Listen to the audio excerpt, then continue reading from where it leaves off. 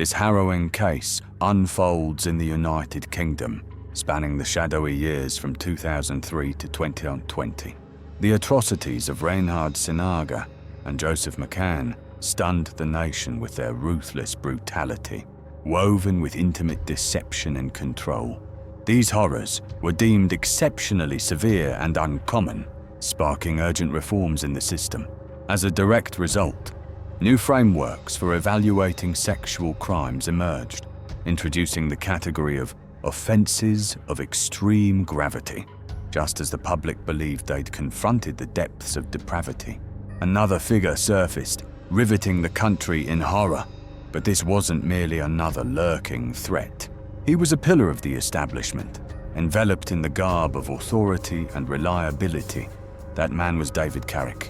David was born on January 4th, 1975, in Salisbury, England. His father, a Royal Artillery veteran, meant the family resided on a military base. During his school years, David discovered a passion for martial arts, achieving a black belt in Taekwondo. His family frequently attended tournaments to cheer him on in competition. According to David, his father struggled with alcoholism, leading to physical assaults on David from his father. Intriguingly, this is a claim his mother firmly denies.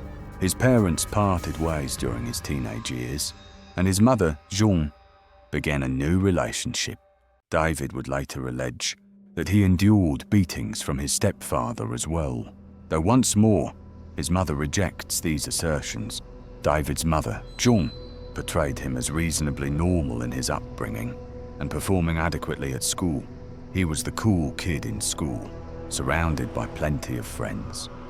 Per this friend, he excelled at everything: intelligent, athletic, and strikingly handsome. This allure made him highly desirable to girls, leading to a parade of girlfriends during his teens. His mother later reflected that he constantly brought girlfriends home, cycling through partners so frequently that she ceased bothering to learn their names.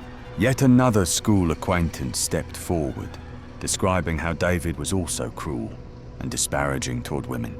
Everything appeared ordinary for David until one day, a grave allegation shattered the facade. The precise nature of this accusation remained shrouded in secrecy, far from public scrutiny. Yet, it came from none other than his own mother, hinting at an assault she may have overheard. Jean reported it straight to the police, but no charges followed, no conviction. After this shadow fell over him, David transformed, retreating from his family. He grew distant, the once vibrant boy now cloaked in silence. David shared his world with siblings, but his younger half-brother remembered the routine cruelty, David's kicks landing without mercy.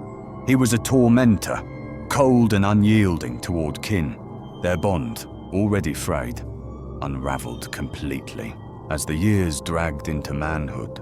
In 1994, at just 19, David chased his father's legacy, enlisting in the British Army's ranks. He served with the Gloucestershire, Berkshire and Wiltshire Regiment. Jean recalled his lifelong dream to roam the world, armed and unbound. By 1997, he shifted to the Royal Logistics Corps, but his military chapter ended abruptly. David departed the army under murky circumstances. No formal discipline, just a quiet refusal to re-enlist. Then, in 2000, fresh shadows loomed, allegations of malicious messages to a fleeing lover. She sought escape, but he pursued with venom. Later that year, whispers of burglary surfaced, a second grave claim etched into police records. Despite these dark stains, no cuffs, no court silence swallowed it all. Yet, in August 2001, at age 26, David slipped into the Metropolitan Police. The ghosts of his past brushed aside like dust. Now armed with a badge, he savoured the thrill of unchecked power. This second serious shadow hovered, unheeded by the force. Unarrested, unquestioned, he stepped into the oath of service, granting him the keys to a kingdom of deception. At 26, his new life beckoned, a predator donning the shield of the law. Perhaps now, the authority he craved would fuel the darkness within. Previous accusations faded into oblivion as he swore the oath, badge gleaming, essential for every new constable. The oath began. I will, to the best of my power, cause the peace to be kept and preserved, and prevent all offences against the persons and properties of Her Majesty's subjects. However, this sacred vow meant nothing to David.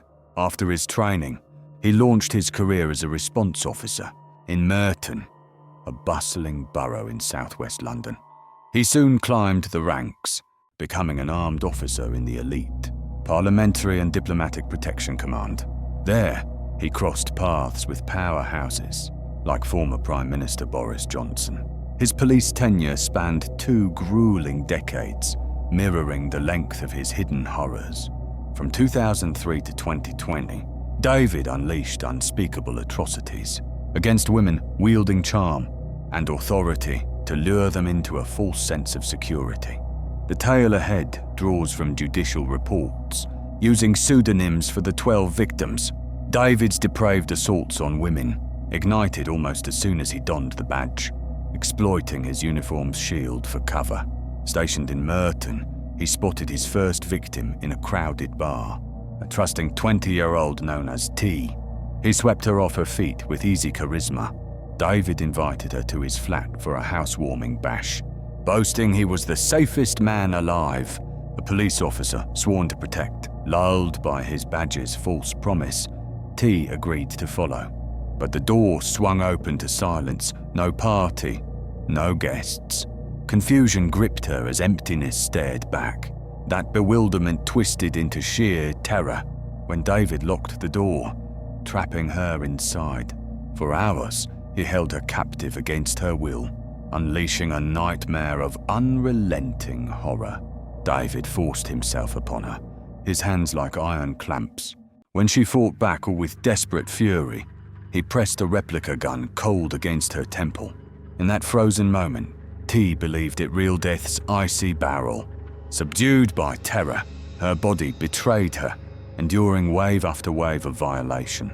She froze in paralyzing fear, convinced defiance meant her end.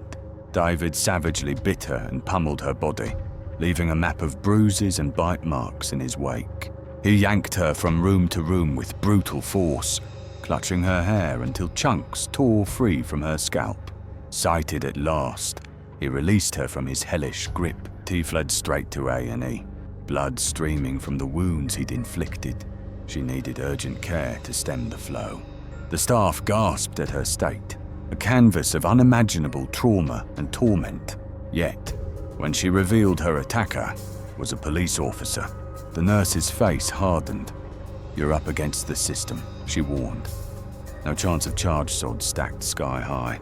She urged T to bury the pain, to patch her life and press on. Move forward to forget, came the cold advice. And so, shattered but silenced, T tried to rebuild. Spring 2004 brought a twisted twist. David turned his gaze to a colleague, a fellow officer on his team, known as M. M fell for his suave allure, drawn into his web. She agreed to visit his flat for what she thought was mutual passion, intimacy, consensual at least. That's what she craved. But David's desires ran far darker. As she arrived, expectations aligned with normalcy. She sought simple connection, nothing more. Yet he lunged for boundaries she hadn't offered. M recoiled, voicing a firm no to his advance. But pleas fell on deaf ears. David ignored her, forcing his way in agony. Pain seared through her as he violated her trust. The act, raw and unwanted, left her broken. Humiliation crashed like a tidal wave. M, a pillar for victims by day, now drowned in her own shame, words trapped inside. The weight proved too crushing to confess. She steeled herself. Toughen up, let it fade. But doubt gnawed deep, a hypocrite in her badge's shadow. Professionally, she rallied survivors to speak, urging strength, bravery, no stain in victimhood. Yet privately, those truths eluded her grasp. Shame clung like a second skin. Years blurred in silent suffering. but eventually her voice broke free. The truth clawed its way out. In 2004, another shadow fell on David, a fresh allegation echoing his mounting sins. News reports erupted with a damning revelation. David had assaulted a woman within the walls of his flat. The Metropolitan Police were alerted to his crime, yet the incident vanished into the void. No arrest was made to cage the beast. No internal investigation shook the force's core. His badge remained a shield of impunity. By the year 2005, David completed training on domestic abuse at the Metropolitan Police Service. If any trace of humanity lingered in his soul, it failed to halt his relentless war on women. His depravity only grew, darker and more brazen. In 2008, he lured a woman known as F into his web, a 20-year-old barmaid, a full 12 years younger than her predator. Their relationship kindled swiftly, a spark to a trap. F later joined the police, entwining their lives deeper. Together, they purchased a $160,000 two-story home, a shared dream warped into a house of horrors. As her first serious partner, David held her trust, only to betray it with a torrent of unrelenting abuse. He subjected her to merciless assaults, trapping F in a suffocating prison of fear. Powerless, she believed no one would heed her cries, certain that her truth would be dismissed. Even her fellow officers seemed deaf to her pain. Speaking out felt like a battle already lost. Yet, summoning unshakable courage, F broke free from his grasp. Her escape ignited his fury. In a chilling act of vengeance, he seized a knife, slashing her work shirts to ribbons. This calculated destruction was crafted to deepen her torment and sabotage her career. Around this time, David rekindled an old friendship, their nights soaked in torrents of alcohol. The friends saw the monster emerge. David, emboldened by drink, turned vicious. As a police officer, he provoked fights in shadowed corners of bars. He'd boast him a cop, flashing his ID like a blade. His demeanor venomous, his cruelty laid bare. Wearing the badge, he hurled his authority at strangers, thriving on their fear. He wielded his power like a blunt weapon. He'd flash his police card to silence any challenge. A bully and manipulator cloaked in law's armor. His next victim waited just beyond the horizon. In 2009, David shifted to a new battlefield, taking a post as an officer in the elite diplomatic protection group. In this elite role, David cradled firearms, guarding sacred halls like 10 Downing Street. He stood watch over the nation's heart, protecting the political elite with a steady hand. Yet at home, he wove a sinister web for his next prey. Her name, cloaked in court records, was S. David met S at his martial arts class. Their chemistry sparked over drinks. With honeyed words, he lured her to his lair, promising a night of mutual desire. S anticipated a consensual spark, a fleeting connection. But the air shifted when they stood bare. David's mask fell away, his demeanor twisting into something feral. He turned predator, lunging with force, pinning S to the bed, her freedom crushed beneath him. Fear and confusion choked her voice. His strength an unbreakable chain she couldn't defy. In a brutal instant, he flipped her onto her stomach, attempting to violate her with ruthless intent. Impotence thwarted his assault, but not his rage. His failure ignited a fury that scorched the air. From then on, whenever their paths crossed in public, David hurled venomous insults, his harassment unrelenting. Like so many before her, S felt silenced, convinced a complaint would vanish into the void.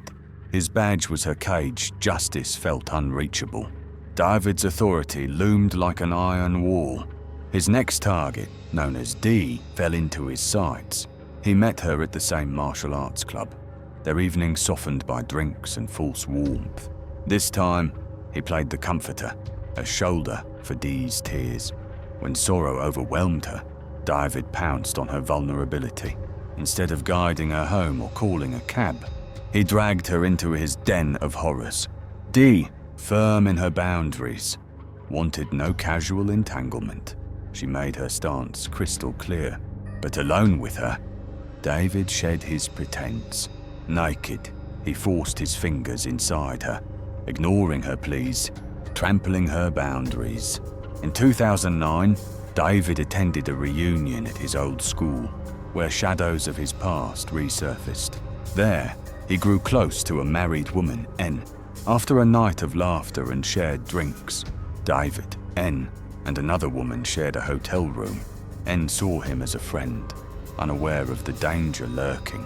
N trusted him completely, believing it safe to share a bed with a friend.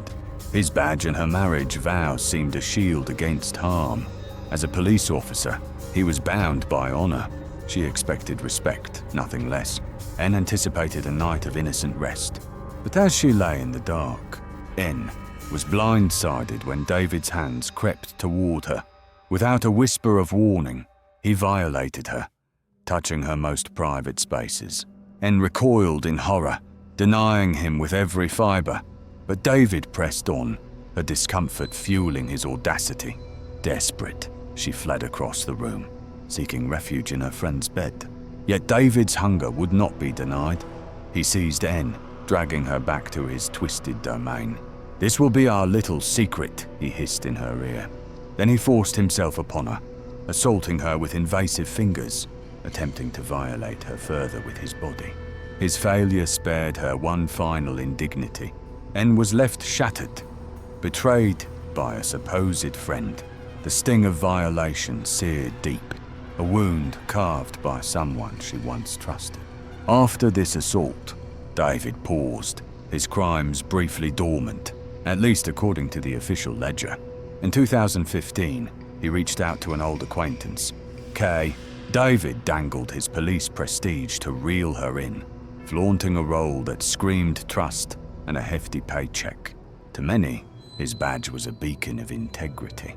His charm work saw him as a pillar of safety. At first, their encounter was consensual, built on the illusion of his honor, but the mask slipped during their intimacy. David's desires turned dark, demanding to violate her in ways she fiercely rejected. Her refusals were mere whispers against his will. He forced himself upon her, heedless of her cries. Kay endured excruciating pain as he assaulted her, his brutality unyielding. The physical and emotional scars left Kay broken, racked with agony for days after his attack. In 2016, David spun a new web, entering a 6-month relationship with a woman called B. His control tightened like a noose around her life. He became a puppeteer of coercion and dominance. They met through a dating app's fleeting spark, when B stood at her most vulnerable, trapped in the wreckage of an unhappy marriage. Those who knew David spoke of his allure, a magnetic charm that disarmed with ease. He swiftly convinced B to move into his shadowed world, waving his police badge as a false emblem of safety. His authority pulled her into his grasp. He dangled $1,000 a month before her, a vile bargain to be his slut in exchange. B, desperate, agreed, but she wasn't alone. Her 10-year-old daughter came with her, forced to witness her mother's torment unfold. Over 6 harrowing months, David methodically severed B from her friends and family, caging her in isolation to tighten his grip. B worked from home, under his watchful eye, a camera he installed, tracking her every move like a hunter stalking prey. He imposed cruel weight limits on her body, dictating her diet with an iron will. Her frame withered, plummeting from size 14 to 6, her body transformed in mere months. One act of brutality stood stark. David forced B into anal sex, mere days after her hemorrhoid surgery. Her pain was raw, her resistance fierce, yet David's rage burned hotter. Ignoring her agony, he pressed on, his violence tearing her body apart. The assault left her gravely injured, her screams echoing through their shared prison. B's young daughter, helpless, overheard her mother's violation, the trauma seeping into her innocent ears. When B finally broke free from David's chains, she carried scars that cut deeper than flesh. Her mental health crumbled, haunted for years. David's next reign of coercion and control stretched from March 2017 to January 2019. His new prey was a woman named Jay. He met Jay in a bar, surrounded by fellow officers, his charm a polished weapon. Their romance ignited with dizzying speed, fueled by his calculated allure.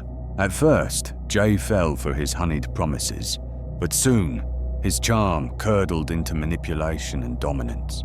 Like countless others before, Jay trusted his badge, a false beacon of safety. David exploited that trust, twisting it into a noose. David seized every corner of Jay's existence, dictating who Jay could see, controlling her actions, her meals, her very wardrobe. His threats rained down like venom, laced with vile names that cut to her core. His police authority amplified every menace, a chilling reminder. He once brandished a police baton with sinister intent. He sent her a photo of his work firearm, paired with a chilling note. "Remember, I am the boss." Jay, a mental health nurse, was his prey. He mocked her profession, sneering at those she helped with their struggles. His cruelty knew no bounds. He barred Jay from seeing her son for a year. David tracked her every move with a home camera, his gaze inescapable, a digital leash. He taunted her through the lens, his sexual aggression a relentless storm against Jay. He assaulted her repeatedly, each act a brutal violation. The attacks were so savage that blood became a grim testament to her suffering. One act of cruelty seared into memory. David locked Jay, naked, in a cramped cupboard beneath the stairs, a punishment for defying him. Even as panic attacks clawed at her, he showed no mercy, trapping her in suffocating darkness. For hours, she languished in that claustrophobic hell, while he stood outside, whistling, tormenting her. His taunts were a twisted game, savoring the distress he inflicted with sadistic glee. At times, he escalated further, binding her with police-issued handcuffs. During his vicious assaults, he whipped her, leaving raw cuts across her skin. When Jay finally tore free from his grasp, she clutched the whip as damning evidence. Her hope was fierce, to shield other women from her nightmare, but her fight was far from over.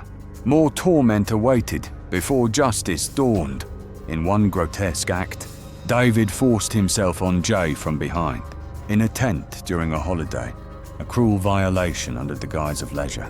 The horror deepened. Her parents' tent stood mere feet away. He clamped his hand over her mouth to silence her screams, but her agony pierced the night. Her father caught the faint cries of distress, rushing to check if Jay was safe in the darkness.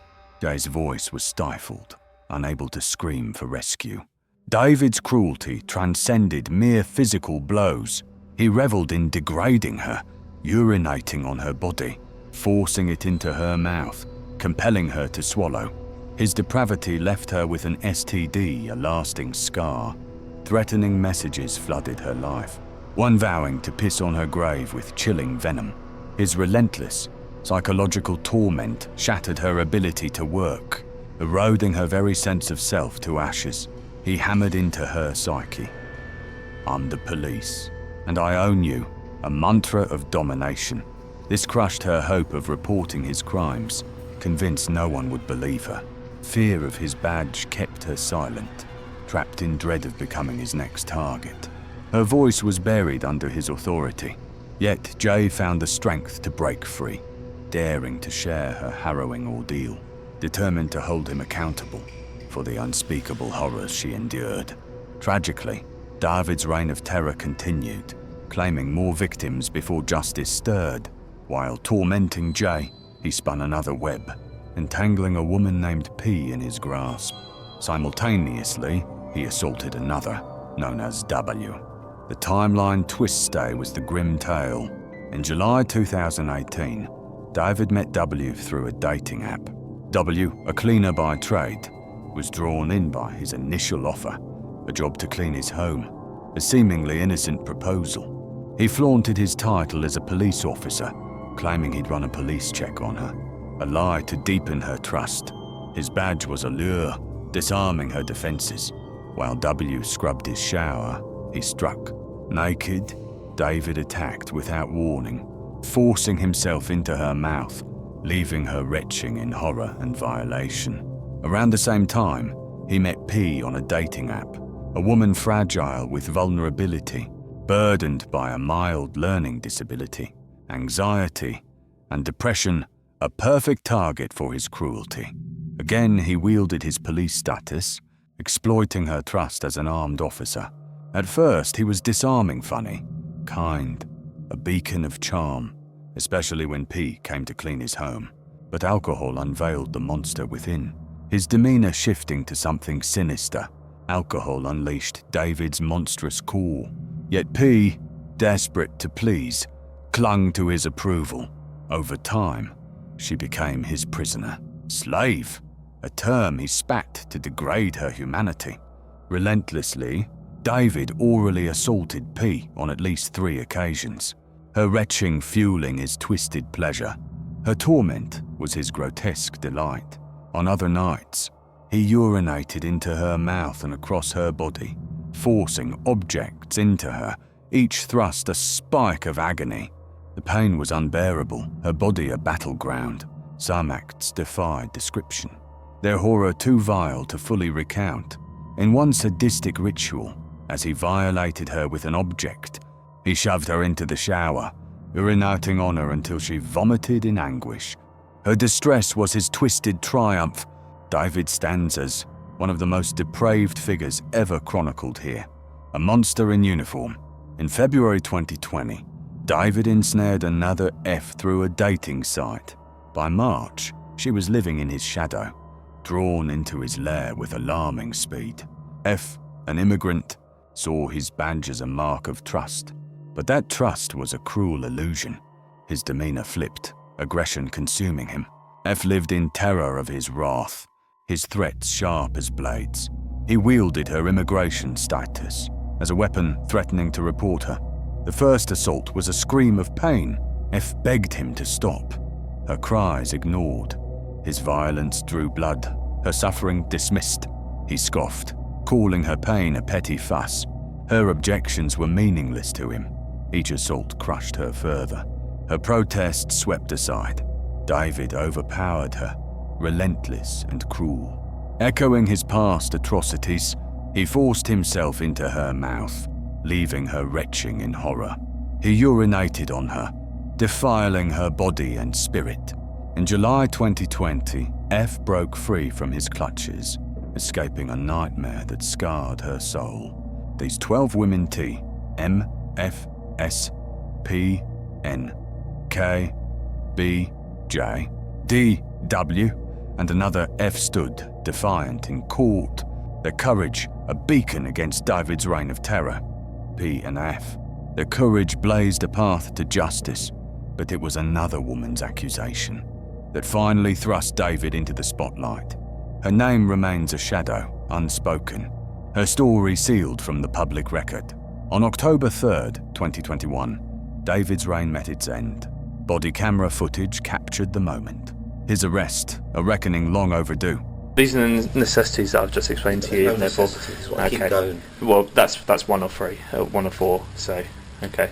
Well, I'll allow you to get some close. What is it you're searching for? Articles relating to the offences in St Albans in 2020. This is the allegation that's been made to us. Okay, sir. There's no necessity. Yes, there is. So I've been a police officer for 20 years. Right, David. Do you want me to come naked like this? No, just understand you're under arrest. No, okay. I'm under just arrest. Explain to us what do you need. I'll pull out like this. Don't Right. worry about it. Can one of my colleagues go and get you stuff? Yeah. Okay. Do you want to? Yeah. Which one's yours? The back one. Okay. Yeah. Right. Okay. Where are your keys? Then we'll bring those at least. Where are your keys? We'll bring those at least. The arrest exploded into public view, his police status amplifying the scandal. 12 brave women stepped forward, but countless others likely linger in silence, gripped by fear or buried in shame. Their voices unleashed a flood of accusations. As the victims' truths poured forth, David faced a cascade of charges for his crimes. From December 2021 to January 2023, he stood in court, unyielding, pleading not guilty to every charge. From 2003 until his arrest, he inflicted wounds that will scar forever. David inflicted deep psychological wounds, leaving his victims to grapple with denial, rage, and hatred, shame and betrayal gnawing at their souls. Self-blame and the fear of being branded victims took root, a torment nearly impossible to uproot. David, a predator in uniform, reshaped their lives with ruinous cruelty, stripping them of trust in men and the hope of healthy relationships. Their mental health crumbled under his shadow, loneliness a constant companion in their pain.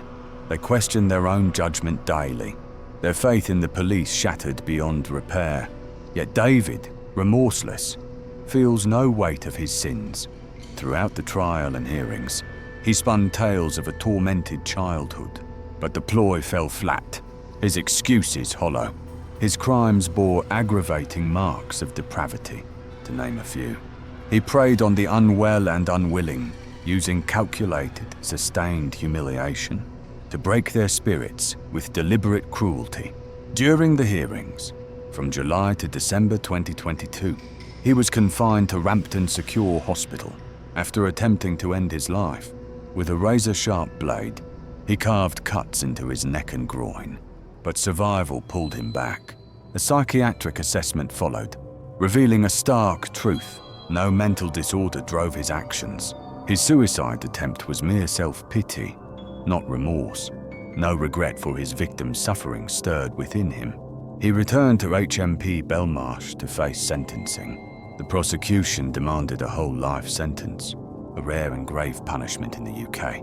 The judge weighed cases like Wayne Couzens' murder of Sarah Everard, another officer's betrayal of trust. Sarah's name echoed in the courtroom, alongside cases of Reinhard Sinaga and Joseph McCann, predators of equal infamy. Ultimately, the judge chose a different path, sparing David a whole life term. Instead, he mirrored the sentences of Sinaga and McCann. David Carrick was convicted of 41 heinous crimes, handed 36 life sentences, with a minimum term of 30 years and 239 days. The police swear to protect, yet they failed these women time and again. In response to this betrayal, the UK's Labour government vowed reform, pledging new national standards for police vetting to root out corruption. They acknowledged the rot festering within the force. I've studied countless true crime cases over the years, but this one churns the stomach with singular horror. David's motive for joining the police is chillingly clear. Power was his weapon, his shield. For a man in such a position to commit these acts is vile. May David remain caged where he belongs, behind bars for the rest of his wretched life.